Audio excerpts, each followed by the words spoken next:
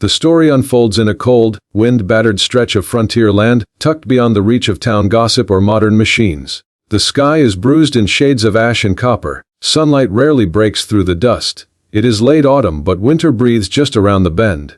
Brittle leaves scatter like memories, skittering across cracked earth. The air smells of dry hay, burnt wood, and silence. Each gust of wind stirs up little storms of dirt that claw at weathered windows and bare fields. The ranch itself is collapsing into time.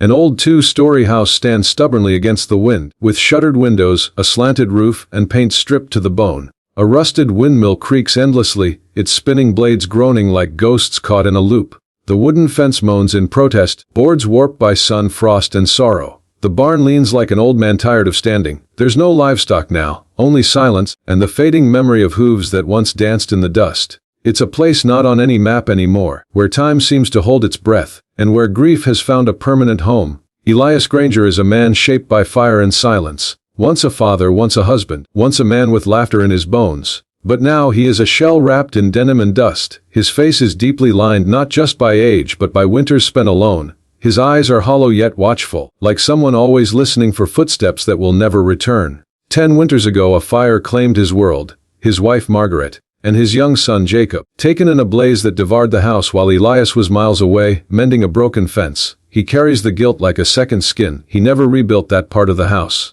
He never tried. Since then, Elias has lived like the wind that moves through his land, unseen, unspoken, and stubborn. He eats in silence, fixes things that no longer need fixing. He doesn't write, doesn't speak unless necessary. There are no photos on the walls, only one scorched album locked in a drawer he rarely opens. The town believes he's gone mad, but madness is too loud for Elias. He is something quieter. A man suspended between memory and mourning. The emotional atmosphere is unflinching and still, like a candle flickering in a room no one enters. This is a world of unsaid prayers and empty rocking chairs, of coffee left cold on the table and footsteps that echo in hollow, dust-lined rooms. The tone is not dramatic but patient, letting the silence speak where words would only cheapen the grief. It's about the slow ache of living after the storm has passed, when everyone else has moved on, but your soul is still there, kneeling in the ashes. Every object in Elias's world has weight. The firelight casting shadows on worn floorboards, the sigh of the wind through broken windows, the smell of wood smoke, the clink of a spoon against an empty cup. Everything means something. Thread to follow. Scorched photo album tucked in a drawer beneath Elias's bed, wrapped in a charred pillowcase, half-melted edges. The only surviving photo of Margaret and Jacob shows them standing beside a white horse under a summer sky. The horse is long gone. So is the sky. Rocking chair that never moves position near the hearth. Once Margaret's. Elias refuses to sit in it. It gathers dust, cobwebs in its curves, always perfectly still. A symbol of life that used to sway but doesn't anymore. Field of wildflowers over a grave beyond the barn. Near an old willow, lies a grave without a marker. Only a ring of wildflowers that return each spring, defying the barrenness around them. Elias doesn't tend them. But something does. This spot becomes a visual heartbeat of the story, grief and beauty, death and rebirth coexisting quietly. It was the kind of morning that carried no sound. Only wind curling through the gaps in the wooden boards, and the creak of the old house settling further into the earth. Elias stirred before the sun, same as always. He sat on the edge of his bed, staring at nothing, the silence familiar and complete. Then knocking, 3 sharp raps at the door. He froze. No one came here. Not since, not for years. The knock came again, louder, reluctantly. Elias grabbed his coat and walked stiffly across the floor, boots echoing like memory. He opened the door. Outside stood a man in a dust-covered coat and a crooked smile. A traveling trader, the kind who always smelled like smoke and desperation. Behind him stood a girl, barely 19 if that, pregnant, thin. Her long chestnut hair was tangled and unwashed, her cheeks streaked with dried dirt. Her coat was far too large, probably not hers, the sleeves falling over her bruised wrists, and yet, her eyes did not beg. They stared back at Elias like a cracked window that still refused to shatter. The trader tipped his hat. "She's yours for a fair trade," he said casually. "Her mama sold her off last week. Too many mouths. Figured she's better off with a man who's got a roof and food." Elias stared, something ancient rising in his chest. The girl said nothing. She stood in the cold, arms wrapped around her belly, wind tugging at her coat. She wasn't pleading, wasn't even blinking, just waiting, as if this was just the next terrible thing in a long list of things she'd endured. He slammed the door, hard, firm. He stood there, hands still gripping the wood, breathing hard. He walked back to the stove, poured coffee into a cracked mug, tried not to look out the window. tried not to hear the wind, but he did, and in it, he heard a silence that wasn't the usual kind, not the kind that filled his home. This one had weight, a stillness that pressed against the walls like a question he didn't want to answer. After a long minute, he opened the door again. The trader was gone, but the girl was still there, still standing, still silent. Elias looked at her, really looked, at the grime beneath her nails, at the slow, deliberate way she held her belly with one hand, as if protecting something not just from the cold, but from the world itself. He didn't ask her name, he just stepped aside. She walked in, not like someone grateful, not like someone saved, just someone too tired to keep standing. She curled near the fireplace without a word. Elias gave her a blanket, a chipped bowl of stew. She ate slowly, mechanically. She didn't ask where the bathroom was. She didn't say thank you. That night, Elias sat alone at the window, eyes on the horizon. Snow had begun to fall, soft, like breath against glass. He looked at the chair across from him, empty always. He looked at the girl curled in sleep, one hand resting over her belly, her face finally slack with exhaustion, and he felt it, not a change, but a shift, not in himself, but in the silence, as if the ghosts in the house had paused to listen. Days passed like low clouds, slow, heavy, and without destination. Clara didn't speak much, but her presence took root like ivy in the corners of the ranch. She began to clean the porch steps, fold the old linens, sweep the dust that had settled like grief in every room, not for thanks, just to do something with her hands. In the barn, she moved with the horses like she understood them, brushing their manes with patience, murmuring to them in a voice too soft for words. Elias watched from the doorway, wary, confused, and moved in ways he couldn't name. He hadn't realized how still the place had been until it began to shift again. She kept to herself in the evenings, often sitting by the hearth, her hands resting on her belly like it was the only thing tethering her to the earth.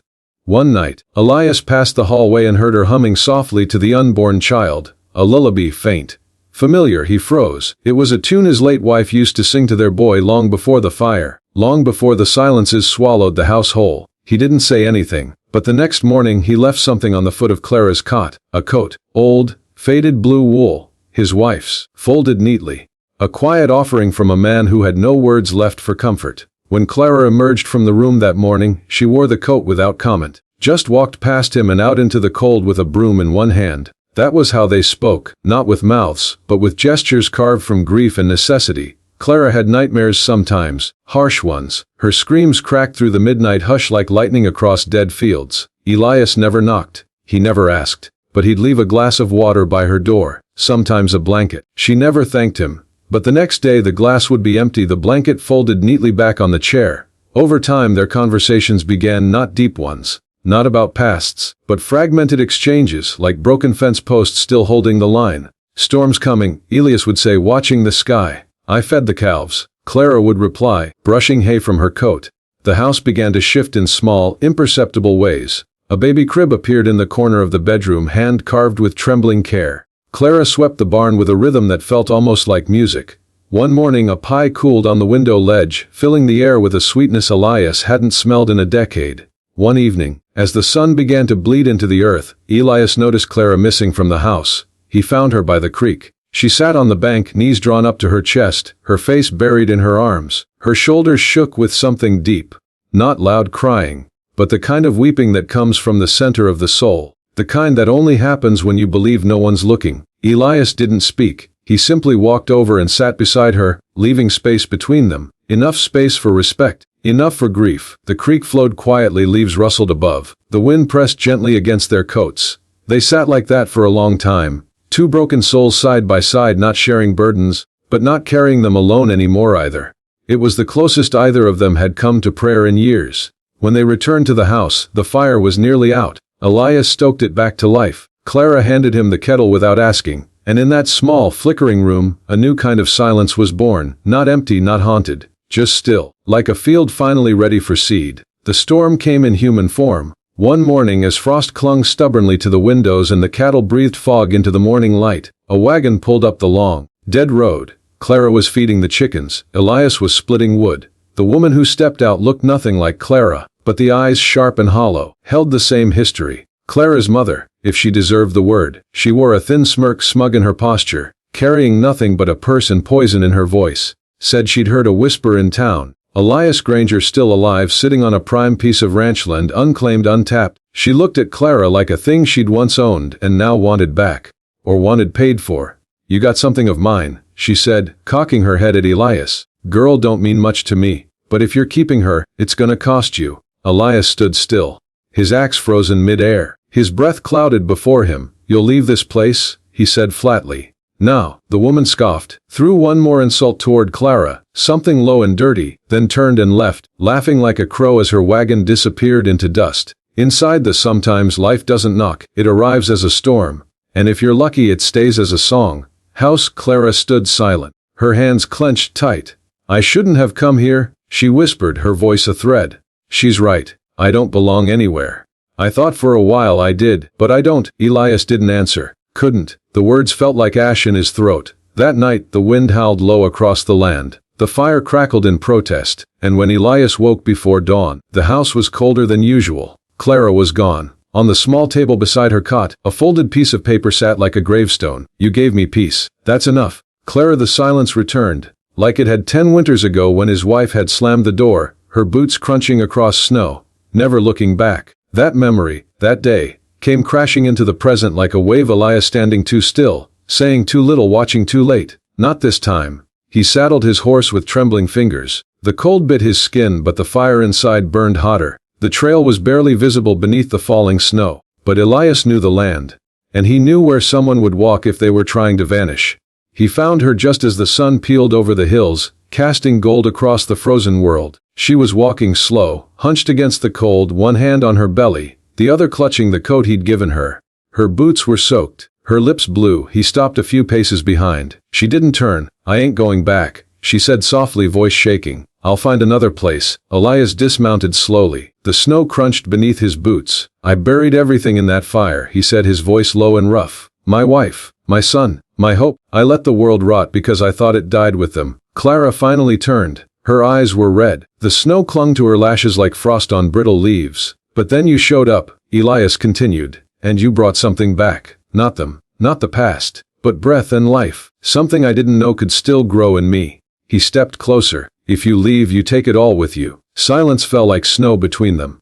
Then, quietly, Clara nodded, took one unsteady step forward, and Elias opened his coat without a word, wrapping it around her shoulders. Side by side they returned home, the trail behind them already vanishing beneath fresh snow. Like the past, finally giving way to something new. Clara stayed. No words were spoken that night when Elias brought her back. Just the long quiet of acceptance, and the soft exhale of two people who had almost lost each other. Weeks passed. The snow receded. The wind changed. Spring crept slowly into the bones of the ranch like warmth into old wood. Buds appeared on the skeletal trees. The creek thawed. The horses began to stir more freely. And then one night the storm returned. But this time it wasn't a woman at the door. It was life itself, demanding to be born. Clara woke Elias with a scream muffled in her sleeve. Sweat lined her brow. Her breath came sharp and fast. Lightning cracked the sky wide open as Elias helped her to the cot by the fire. The wind beat against the house like fists of memory. Rain slammed the windows. The power flickered, then died. Elias was trembling.